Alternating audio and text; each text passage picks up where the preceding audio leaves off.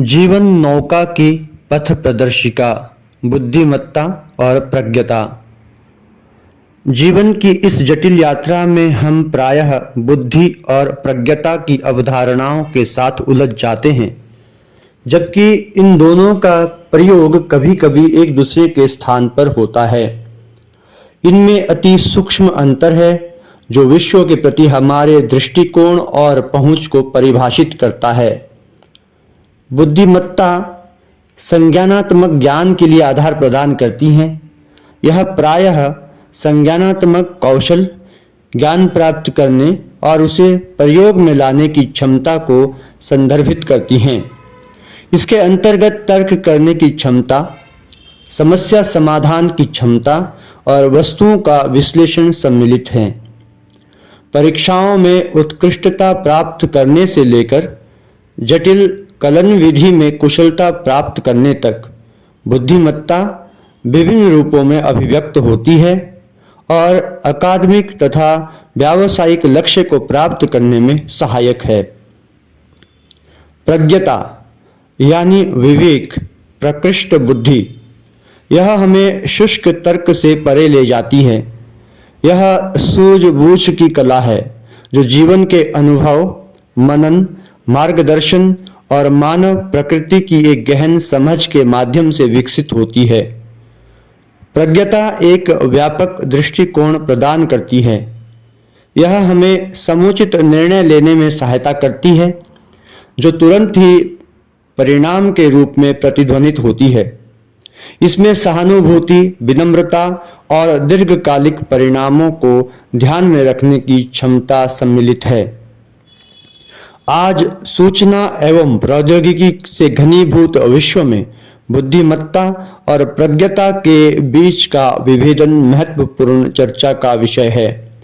बुद्धिमत्ता हमें प्रौद्योगिकी और नवाचार की जटिलताओं को समझने में सहायता करती है, जबकि प्रज्ञता हमें उनके नैतिक परिणामों और सामाजिक प्रभाव के अनुसंधान करने के लिए प्रेरित करती है। यह हमें सतर्क रहने का संदेश देती है। प्रज्ञता के बिना ज्ञान अवांछित परिणाम दे सकता है।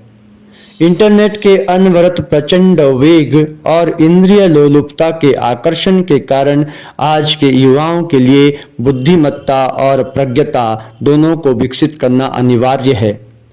शिक्षा मानसिक विकास के लिए आधार प्रदान करती है, जो विश्लेषणात्मक सोच और विश्लेषण की क्षमता को बढ़ाती है।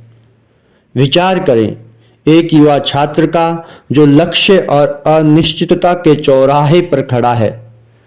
अपनी तीक्ष्ण बुद्धिमत्ता से उसने शैक्षिक दृष्टिकोण में उत्कृष्टता प्राप्त की है और एक सफल भविष्य की आकांक्षा करता है। हालांकि वास्तविक प्रज्ञता ही उसे व्यक्तिगत संबंधों में निर्देशन, समग्रता के महत्व को समझने और जीवन जीने की कला को अनुभूत करने में मदद करती है। यह उसे पथ प्रदर्शक की खोज करने, एकांत के महत्व को स्वीकार करने और दूसरों के संघर्षों के प्रति सहानुभूति को विकसित करने के लिए प्रोत्साहित करती है।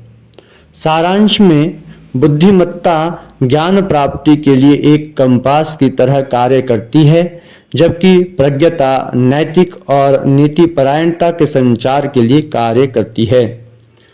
यह हमें केवल हम क्या कर सकते हैं ही नहीं, बल्कि हमें क्या करना चाहिए यह विचार करने के लिए प्रोत्साहित करती है।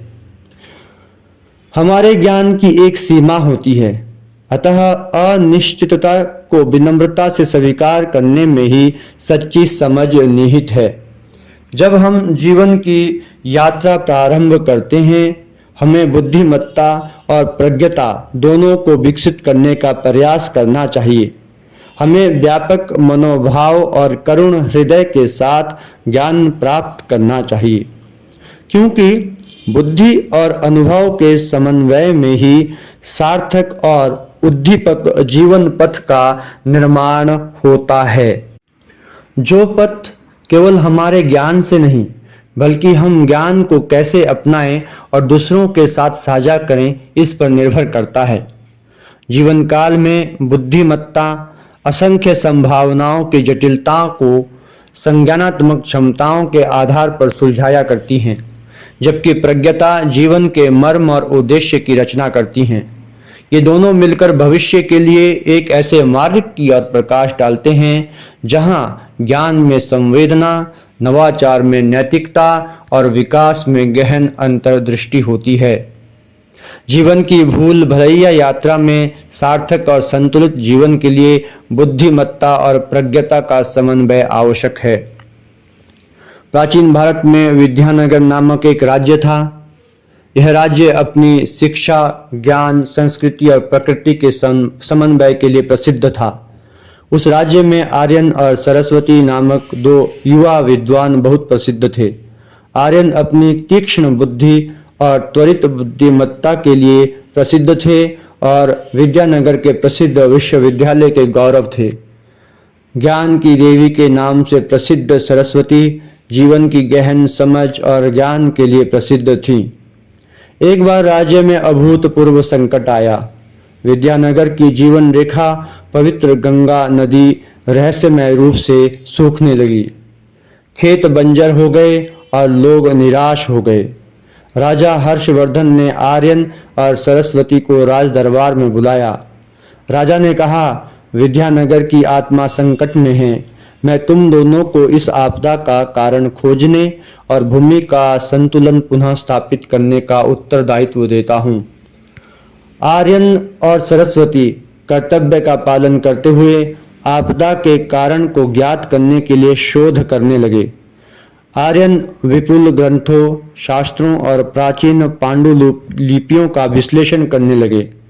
उन्होंने हिमालय में एक रहस्यमयी मंदिर के बारे में पता लगाया, जिसमें ऐसा वर्णन किया गया था कि मंदिर में एक पवित्र अवशेष कल्प वृक्ष बीज था जो नदी को पुनर्जीवित करने की शक्ति रखता है।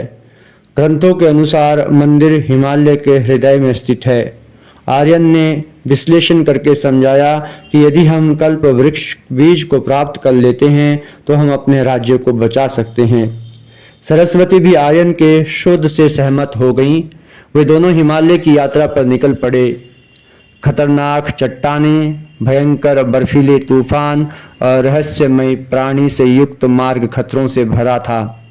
आर्यन की बुद्धिमत्ता भौतिक चुनौतियों का सामना करने में सहायक सिद्ध हुई, लेकिन शीघ्र ही आर्यन को एक परीक्षा का सामना करना पड़ा जिसमें केवल बुद्धिमत्ता की आवश्यकता नहीं थी।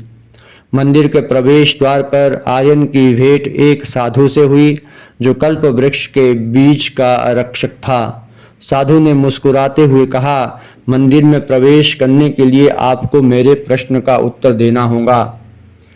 प्रश्न, सच्चे ज्ञान का सार क्या है? आर्यन ने विभिन्न प्रकार के ज्ञान, विज्ञान, दर्शन, कला के ज्ञान द्वारा उनके प्रश्नों का उत्तर देने का प्रयत्न किया, लेकिन साधु आर्यन के किसी भी उत्तर से सहमत नहीं हुए। सरस्वती ने अपनी गहन समझ और विपुल ज्ञान से साधु के प्रश्न का उत्तर देते हुए कहा, सच्चा ज्ञान आत्मा की समझ, अनुभूति और जीवन के परस्पर संबंध की समझ में निहित है। यह विनम्रता और करुणा है। यह वह अनुभव है जिसमें हम सभी पूर्ण के अंश हैं। साधु सरस्वती के उत्तर से संतुष्ट हो गए और कहा कि आपने ठीक उत्तर दिया। प्रज्ञता अर्थात विवेक, प्रकृष्ट बुद्धि वास्तव में केवल जानकारी या सूचना नहीं है। यह बुद्धिमत्ता से परे जाकर भावनात्मक, सामाजिक और आध्यात्मिक पहलुओं को शामिल करके उचित निर्णय लेती हैं और जटिल परिस्थितियों का प्रभावी ढंग से निर्देशन करती हैं। अब उन्हें मंदिर में प्रवेश की अनुमति मिल गई। उन्होंने कल्प वृक्ष के बीज को प्राप्त किया।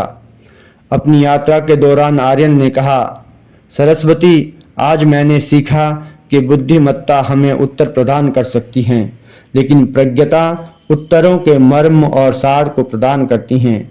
आपकी प्रज्ञता ने हमारी सफलता को संभव बनाया। सरस्वती ने धीरे से मुस्कुराते हुए कहा, आर्यन, आपकी बुद्धिमत्ता और जानकारी ने हमें यहाँ तक पहुँचाया। यह बुद्धिमत्ता और प्रज्ञता का मिलन ही है जो सच्ची समझ और सामंजस्य लाता है। कल्प वृक्ष बीज को लेकर वे दोनों विद्यानगर लौट आए। राजा हर्षवर्धन ने नदी के उत्स पर कल्प वृक्ष बीज का रोपण किया। पवित्र गंगा का जल फिर से पर्याप्त मात्रा में बहने लगा। भूमि पुनर्जीवित हुई और विद्यानगर में समृद्धि वापस आ गई। आर्यन और सरस्वती की बुद्धिमत्ता और प्रज्ञता के लिए लोगों ने उत्सव का आयोजन करके उन्हें धन्यवाद दिया। उसके बाद विद्यानगर बुद्धिमत्ता और प्रज्ञता के एक प्रकाश स्तंभ के रूप में गौरवान्वित होने लगा। आर्यन और सरस्वती सम्माननीय व्यक्तित्व बन गए। उनका पारस्परिक ज्ञान का आदान प्रदान इस गहन सत्य का साक्षी बन गया कि सच्ची शक्ति बुद्धिमत्ता और प्रज्ञता के संतुलन में है। एक जीवंत प्रतीक के रूप में उनके मार्गदर्शन में राज्य का विकास हुआ। बुद्धिमत्ता और प्रज्ञता जब एक साथ होते हैं तब किसी भी विपत्ति को पार किया जा सकता है और एक उज्जवल भविष्य के लिए मार्ग प्रशस्त हो सकता है।